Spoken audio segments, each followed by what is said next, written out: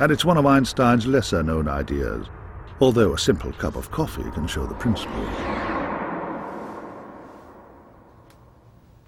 Imagine that space is like the coffee inside this cup. As I stir the coffee,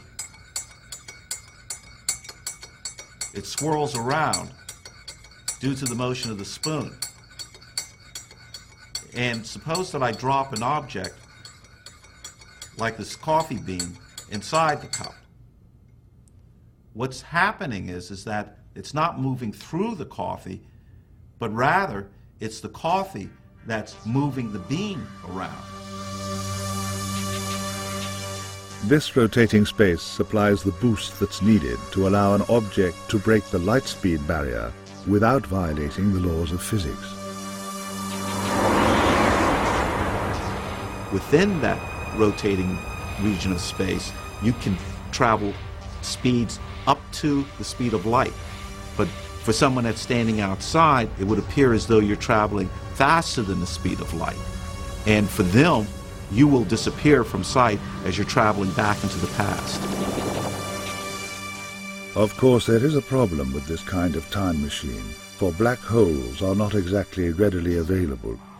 However, this is where Ron had a stroke of inspiration.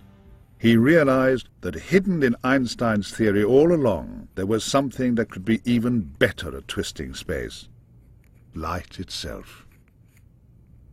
It turns out that light is much more effective at twisting space and time. And so my idea is to use a circulating light beam to twist space and close time into a loop. The key technical challenge is trying to get enough laser power to cause this twisting of space and time. That's going to be the key challenge. And we're looking at several different possibilities to overcome that challenge. Modern laser technology is extremely advanced. Lasers exist which can create conditions as hot as the center of the sun. An array of such devices could be made to fire simultaneously, producing not just a tiny ring, but a cylinder of light with enough power to twist space. An elementary particle, fired on a corkscrew-shaped path down into this tunnel, would wind its way into the past. Seen from outside, this experiment would have some pretty bizarre consequences. I expect that particles might just simply appear out of nowhere, even though I didn't put anything into the machine. And those would be particles that would be from experiments that I perform next week or in a year from now, in which I'm sending particles back to my time, so that what I'm seeing are particles that I put into the time machine tomorrow or next year. But there is one inescapable drawback to this machine. No matter how powerful, Ron could never use it to see or even communicate with his dead father. This is a real time machine, and that means that when you turn it on today and you leave it on, it will only act during the time that you have it on. So if I turn it on today and I leave it on for 100 years, then I can travel from 100 years from now up to today, but I cannot travel before the machine was turned on. For me, the solace that I get from that is the fact that I will have achieved this goal, and it was inspired by my father, and I think that if he, had lived, he would have been very proud of what I had been able to accomplish.